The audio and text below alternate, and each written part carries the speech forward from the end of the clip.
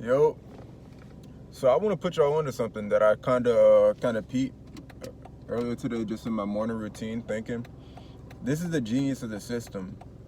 Um, so where we're at right now is kind of like, imagine you have a tapestry.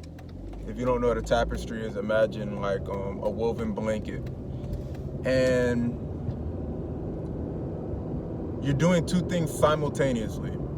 You're pulling a thread, which is unweaving the tapestry, but right behind where the thread that's being pulled is being unwoven, a thread unwinds like this. It goes to one side and then it goes almost like a typewriter, like like that, right? So while you're pulling that thread and it's unwinding, you're weaving right behind it. You're weaving the new order right behind as you unravel and pull the thread of the old order, right? The reason that this is able to happen is because you cause people to lose trust in the old order. I don't want to be too specific. I'm going to just say it. The old government. You cause people to lose trust in government. So you use people to build up government. They all come together. They agree. They support. They build it up, right, on people. But then, once the government becomes corrupted, the people lose trust in the government. But, right, the people lose trust in the government. They scatter.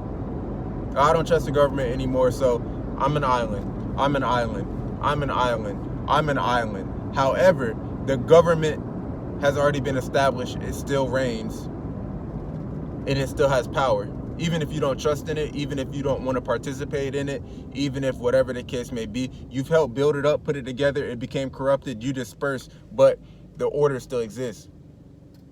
Even if you don't like it, it's still reigning, it still has jurisdiction, it still has power over you, and you get what I'm saying, it can set the laws and all this stuff.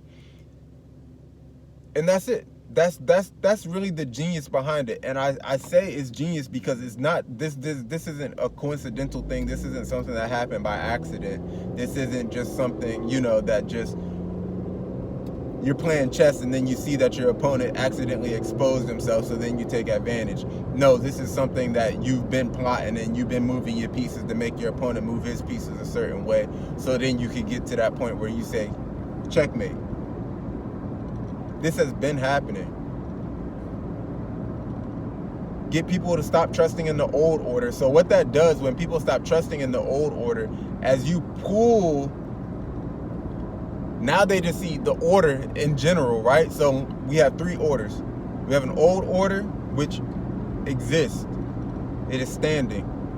You have a new order that's coming, but then you have order as a concept, as a construct, which is basically the frame. If you have ever seen like people weave tapestries or like blankets or something like that, they basically have like these two wooden boards on the side that frame it, so then they can stay within the lines, right? This is the concept, the frame of order in itself. When you get people to distrust order because they've lost trust in the old order, so they throw the baby out with the bathwater and just say, screw order, right? Let's go back to the cowboy days, the Wild West, being on the frontier. Every man's an island. I'm me, you're you, whatever the case may be, right? So when you do that and you get people to stop participating, it's the people that weave the tapestry to begin with. So when the people aren't participating and you start pulling the thread of the old order to instantiate the new order by weaving behind it, you don't have the people's hands coming in and trying to interweave and to put their colors in the tapestry, to put their threads in the tapestry, because they've lost trust in order as a whole. You get what I'm laying down?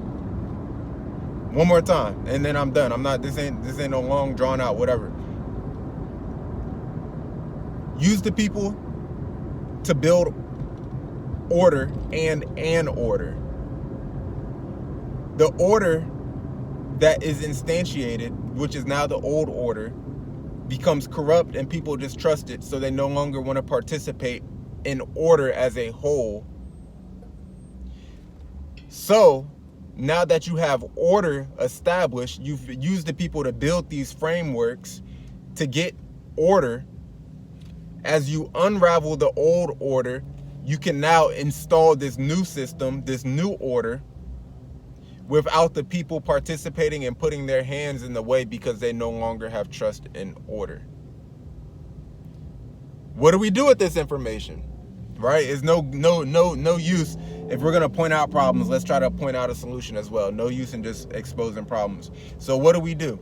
Do we get our hands back in order? Yes and no. We don't get our hands back in order for the sake of trying to establish an order that will be beneficial to the public, to the world, to society, because that's impossible. What's crooked cannot be made straight, right? Ecclesiastes. The system, the order made by sinful man will always be corrupt. It will always end in corruption. Left wing, right wing, same bird. The system itself is corrupt. You can't fix the system. You can't fix order. Order has been created by people, but you can't fix order. You just can't. You just can't. It's impossible. My car just crapped out, but we still gonna talk, right? So what we have to do is play in order. Nah, we gonna sit here and try to, it's just about saving souls. I'm not even gonna try to make it all fancy and keep playing with the parable or whatever. Save souls, bro. Save souls. Use the gift that God made you to save souls. There's a system in place, so things work a certain way. We can comprehend that, and we can predictively participate in what order is in general, right? We know if I give you money, I can expect a good or a service out of it, so we can participate in order. But the reason we participate in order, we are in the world but not of the world, is to save souls, to point people to Christ. The end. Peace.